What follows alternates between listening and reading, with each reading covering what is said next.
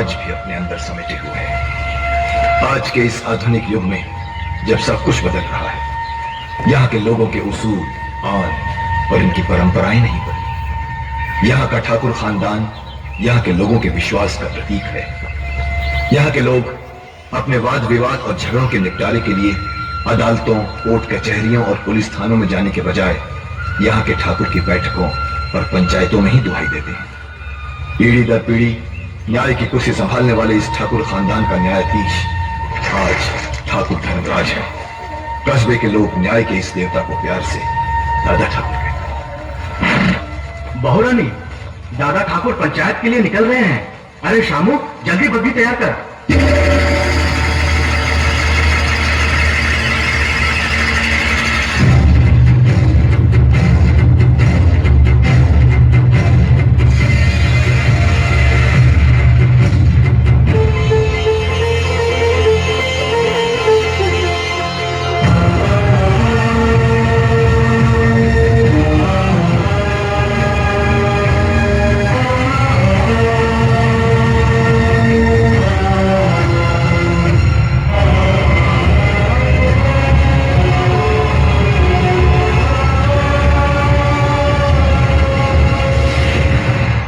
श्रीकांत, आज का मामला क्या है? दादा ठाकुर, ये दो भाई रघुनाथ और लखन रामलाल के बेटे हैं। माँ बाप के जीते जी घर, जमीन, जायदाद सब कुछ बांट चुके हैं। अब झगड़ा माँ बाप के बंटवारे को लेकर उठा है। माँ को अपने पास रखने के लिए तो दोनों तैयार हैं, पर बाप को रखने के लिए कोई राजी नहीं है। क्या ये सच है? जी दादा ठाकुर, माँ बहुत बूढ़ी और कमजोर हो गई है, इसलिए उसकी देखभाल करना मेरा फर्ज है। दादा ठाकुर, मैं बचपन से ही माँ को बहुत चाहता हूँ। माँ के बिना रह नहीं सकता, इसलिए माँ की सेवा करने का अधिकार मेरा है। वैसे भी पिताजी भैया को बहुत चाहते हैं, भैया को उनकी देखभाल करनी चाहिए। कितने बच्चे हैं तुम्हारे? एक लड़का और एक लड़की है। और तुम्हारे? मेरा एक ही बेटा है दादा ठाकुर। अच्छा, तुम दोनों में से जो भी अपनी माँ को अपने पास रखना चाहता है, उसे अपने पिता के पास अपने बेटे को भेजना होगा, क्योंकि बुढ़ापे में उनकी सेवा करने वाला कोई तो चाहिए ना। ये कैसे हो सकता है? 10 साल से जिस बेटे को प्यार से अपने सीने से लगाकर रखा है, उसे अपने से अलग कैसे कर दें? मेरे बेटे के भाग नहीं फूटे हैं जो ससुर जी की सेवा करने का दुख झेले। चाहे तो देवर जी सासू जी को अपने पास रखें, तो क्या मेरे बेटे के भाग फूटे हैं? सासू जी को भले जेठ जी ले जाएं। मैं अपने बेटे को नहीं भेजूंगा। मैं भी मेरे बेटे को नहीं भेजूंगा। तुम माँ को अपने पास रखो। नहीं, तुम रखो, तुम रखो, तुम अपने पास रखो, तुम अपने पास रखो। खामोश! तुमने अपने बेटे की परवरिश सिर्फ 10-12 साल की, और आज जब अपने पिता के पास भेजने की बात आई तो तुमसे बर्दाश्त नहीं हुआ। छटपटा गए तुम दोनों। और जिन माँ बाप ने 40 साल तक दिन रात अपने सीने से लगाकर फूलों की तरह तुम्हें पाला, पढ़ाया लिखाया, शादी की, अपनी जमीन, जायदाद, रुपया पैसा सब कुछ तुम्हारे हवाले कर दिया, उम्र के आखिरी इस दौर में उन्हीं माँ बाप को जुदा करने की जलील हरकत कर रहे हो तुम दोनों। अरे कोक में अपना लहू पिला पिला कर जिसने तुम्हारी रचना की, तुम्हें जीवन देने के लिए मर मर कर कई बार जो जी है बेचारी, वो है तुम्हारी माँ। अपना खून जला जला कर तुम्हें रोटी खिलाने वाला, अपनी खुददारी पर चोट खा खा कर तुम्हें खुशी देने वाला इंसान तुम्हारा बाप है। और इन्हीं माँ बाप की जिंदगी भर की दौलत है तुम दोनों भाई।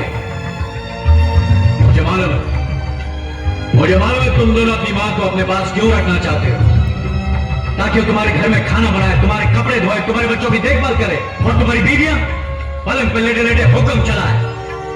तुम्हें मां नहीं चाहिए, तुम्हें मुफ्त में काम करने वाली नौकरानी चाहिए, नौकरानी।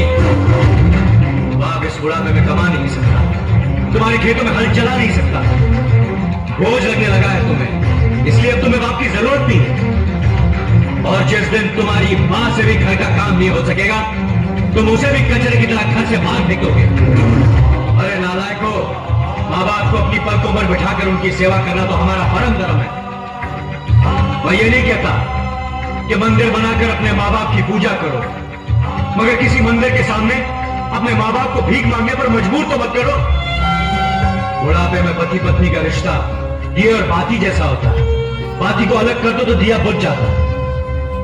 वैसे ही इस उम्र में इन्हें अलग कर दिया तो ये मर जाएंगे। इतिहास गवाह है, जो माँ बाप की इज्जत नहीं करता वो बेटा कभी सुखी नहीं रह सकता। हमें माफ कर दीजिए नारायण ठाकुर, हमें माफ कर दीजिए, हमें माफ कर दीजिए। माफी मुझसे नहीं, अपने माँ बाप से मांगो जिनका दिल तुमने दुखाया। अब इनकी आखिरी सांस तक तुम्हें इनकी सेवा करनी पड़ेगी, वरना तुम इस गांव में नहीं रह सकते। यह हमारा फैसला है।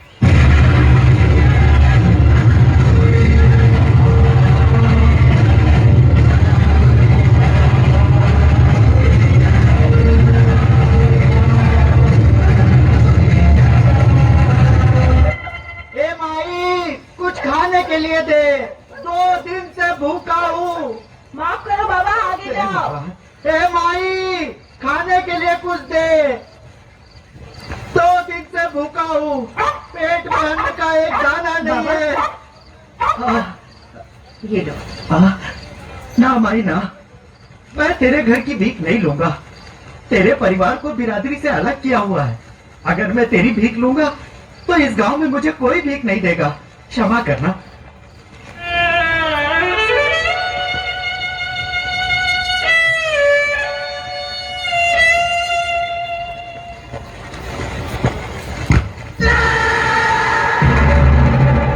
हो गया तेरा कलेजा ठंडा, या हमें और बेइज्जत करवाएगी?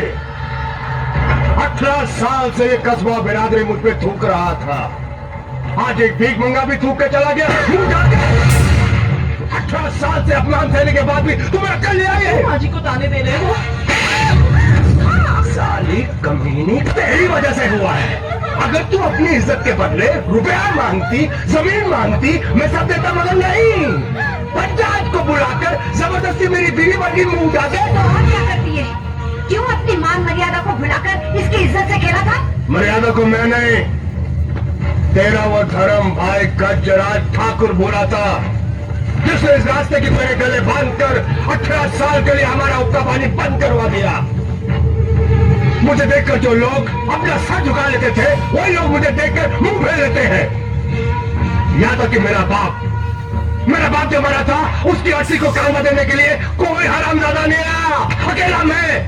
अकेला मैं उसकी लाश को उठा के शमशान घाट गया। इस 2 टके की औरत की इज्जत लूटने की सजा इतनी बड़ी होती है। चुप कर नालायक, तू किसी औरत और उसकी इज्जत की कीमत क्या जाने? अरे सैकड़ों ठाकुरों की आन नीलाम करके भी एक औरत की इज्जत की कीमत पूरी नहीं होती। तुझे तो बहुत छोटी सजा मिली है। गजराज ठाकुर की जगह अगर मैं होती ना, तो सूली पे टांग देती तुझे। एक शब्द भी और बोली ना, लत्या डालूंगा, हो डालूंगा तेरा चेहरा। क्या तू मुझे लते आएगा? मुझे? अपनी जन्म देने वाली माँ को? तुझे माँ का दर्जा मैंने दिया है। अगर मैं पैदा नहीं होता तो तू माँ नहीं बनती, बांझ कहलाती, बांझ। तुझ जैसी औलाद से तो मैं बांझ ही रहती, तो छोटा।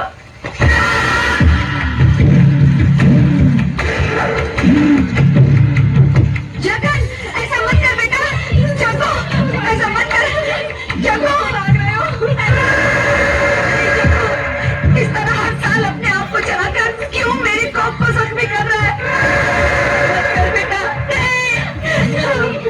मत कर ऐसा, भगवान के लिए ऐसा मत कर। नहीं जगो, जगो।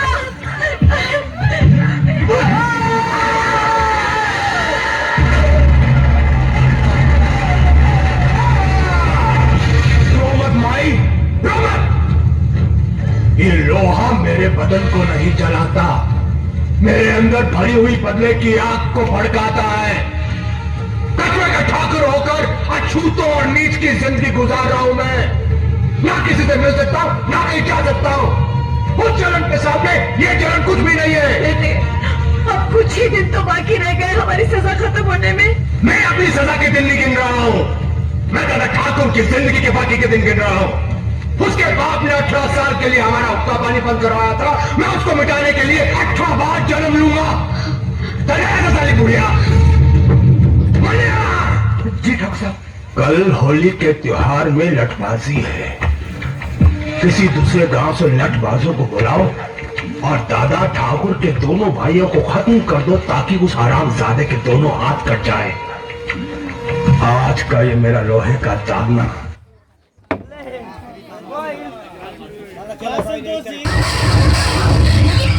ये क्या कर रहे हो? अपने गांव के आदमी मार खा रहे हैं